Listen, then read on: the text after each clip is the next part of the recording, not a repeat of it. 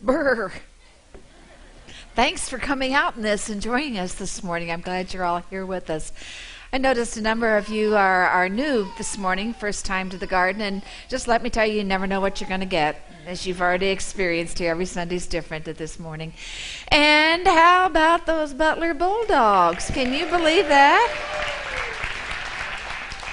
Isn't it great that we always have something to cheer for here in Indianapolis? It's pretty wonderful. Well, I wonder how many of us sometimes find our lives getting a little out of focus, off track, maybe feeling a little aimless at times.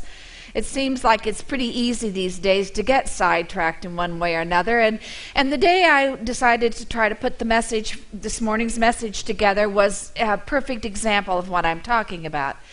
It happened to be the day after the blizzard that we had, over the holidays. And my goal was to put together the message that was coming up next in the line of messages that I was working on. Now, the theme was already set. We knew what we were going to be talking about for today. And yet, I had not yet done any of the reading and studying and research that I typically do to prepare for a message. And so that was my goal for that day, was to set out and do that kind of thing. So I went into my office at home and I sat down at the computer, and the first click I made was on a game of Free Cell. And I played that for a little while, and I won finally. And so then I clicked to Spider Solitaire, and I played a little bit of that. And before I knew it, a half hour had passed, and I hadn't accomplished a single thing that I had set out to do. Now, I suppose that could be forgiven if that were the only time and the only thing like that happened. But that wasn't true, at least for that particular day.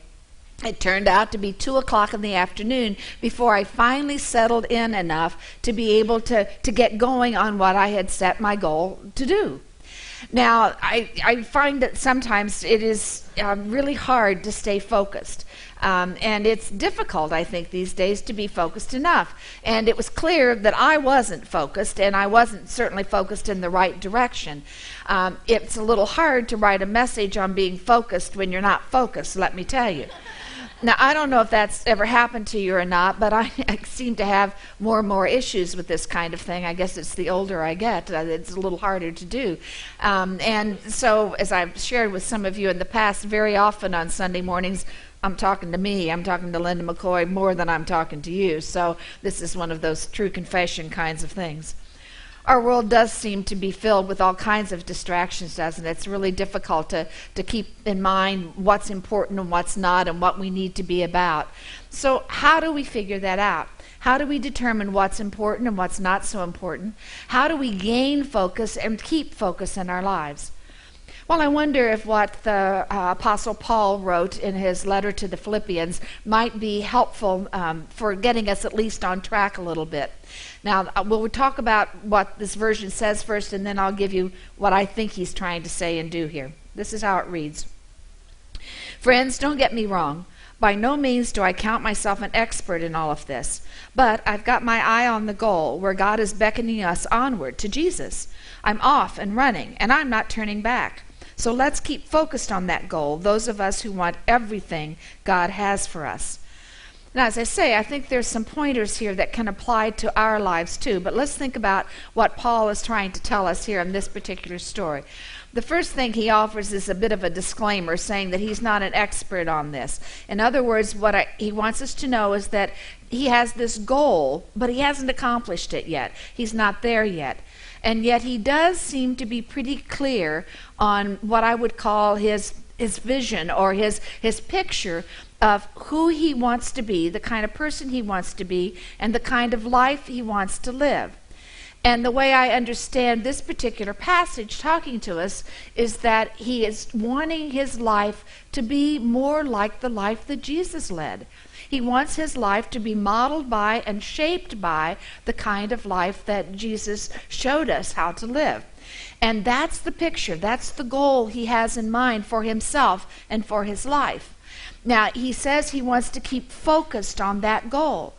In other words, there were probably as many distractions of their own kind in his day as there are in ours. And he knew he needed to know what was really crucial, what was really important, to help him be the kind of person he wanted to be, and therefore have the kind of life he believed he should have, he wanted to have.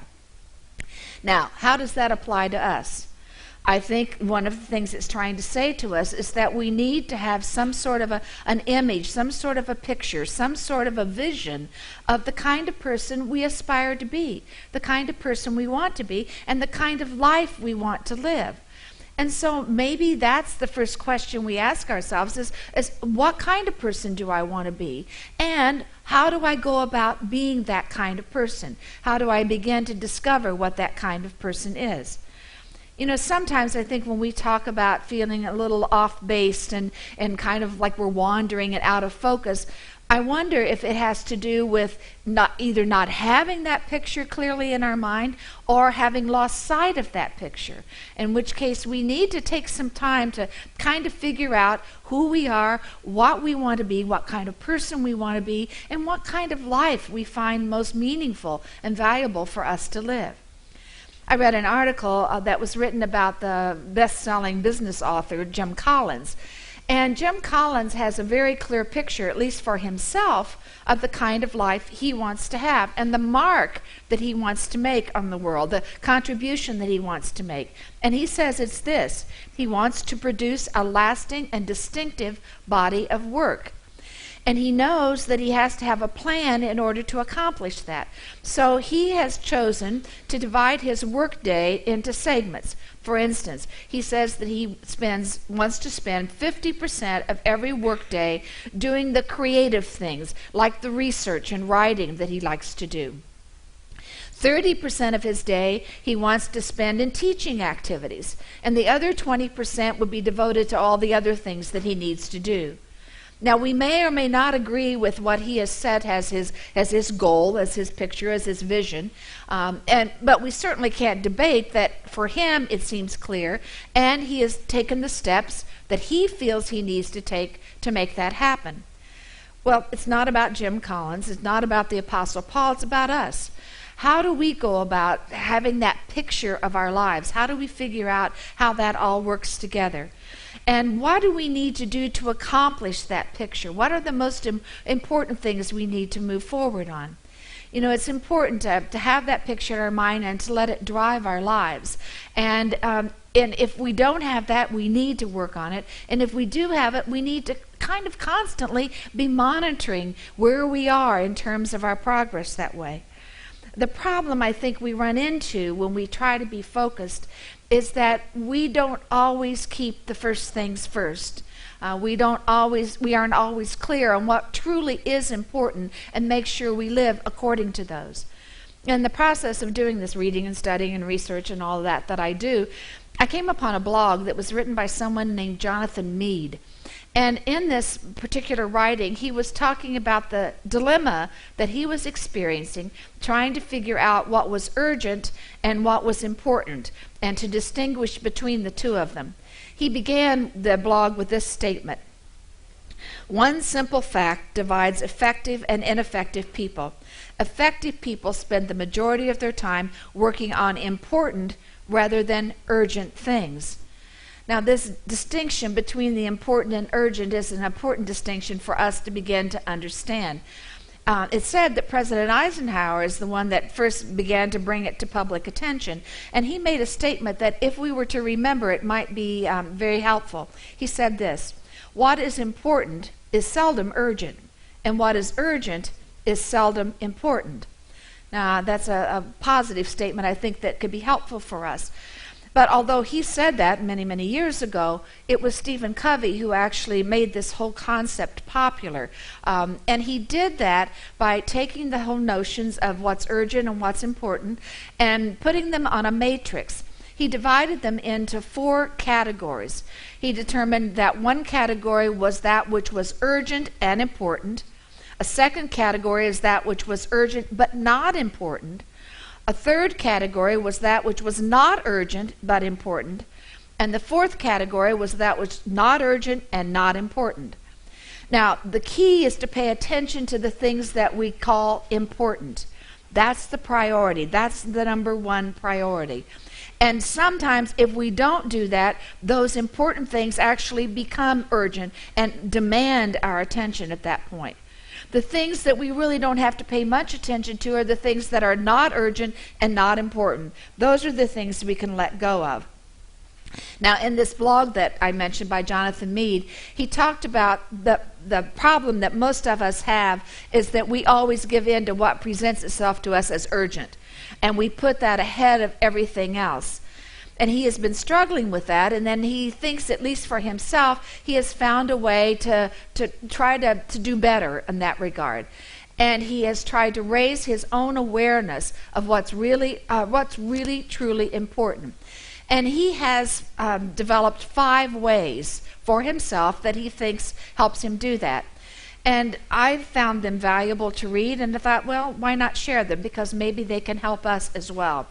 So he says the first thing he suggests is that as we begin each day to think of the 3 most important tasks we think we need to accomplish that day. And we do that by answering this question. This is what he asks. If I could only do 3 things today, what would I feel the most fulfilled in doing? For instance, if I think back to that day I described to you when I was starting on this particular message, had I asked myself that question, what do I need to do today that I feel most fulfilled doing? It would have been simply working on this message, because that's the time I feel most alive and most energized, when I'm doing that reading and studying and praying and research and all of the things that come together. And it's always an adventure, it seems to me, to see where God is going to take what we're working on, and to come up with that initial draft that, of course, has to be reworked and revised. But how would you answer that question? What is it that of those 3 things that are most important that feels fulfilling to you? So we need to consider that question. If I could only do 3 things today, what would I feel most fulfilled doing? That's the first question he asked. And then he asked a second question too, and it's this one. How much value will this provide me or someone else? Thinking about Jonathan Mead and that article that he wrote, he said that going to the gym has value for him because it helps him be more physically fit and be healthier, and that helps him be sharper at his work and the things that he tries to accomplish. So that fits into one of his 3 things. A second thing that fits in for him is writing articles, which is what his life is about. And the third thing for him is spending quality time with his wife. And so he's determined what those 3 things are that should have his time and attention. Those are the priorities for him, and they have the most value for him. And then he begins to think about what has the most long-lasting impact of the things that we do. And he asks himself this question. Will this make a difference a week, a month, or a year from now? 5 years from now? And so that's the question about the kind of impact this will have. And again, for Jonathan Mead, he thinks writing the articles that he writes might well have an impact down the road, because people can read them long after, maybe even after he's gone, but certainly long after he's written, so that they have a more long-term, long-lasting kind of purpose in being. And then one of the things that Mead suggests as his 4th question or way of working is being sure that we do those 3 most important things first thing each and every day. You know what happens, and so do I, if we don't do that. If we let something else creep in there, there'll be meetings, there'll be calls, there'll be, all kinds of interruptions, and the day will pass and we won't have accomplished anything. We won't have moved down the route that we wanted to be. We haven't done better at being the kind of person we want to be, and we haven't started living the kind of life we want to live. And so do those things first. The 5th thing that Jonathan Mead mentions is really what I consider to be the first thing. He says we have to have that clear vision. That is primary. It's most important. We've got to have that picture of the kind of person we want to be, the kind of life we want to live. And then what he says, once we have that clearly in mind, then we can sort out things that help us be that kind of person and live that way, and discard those things that get in the way or that frustrate us or don't move us in that right direction. The Apostle Paul really had a clear understanding of his picture. He wanted a life that was like the life Jesus lived. He wanted to be that kind of a person. He wanted to live that kind of a life. And he said this, so let's keep focused on the goal, those of us who want everything God has for us. That's the key. Having that picture, having that vision, and keeping focused on that goal. So I guess the question each of us has to answer for ourselves is this: are we in focus or out of focus?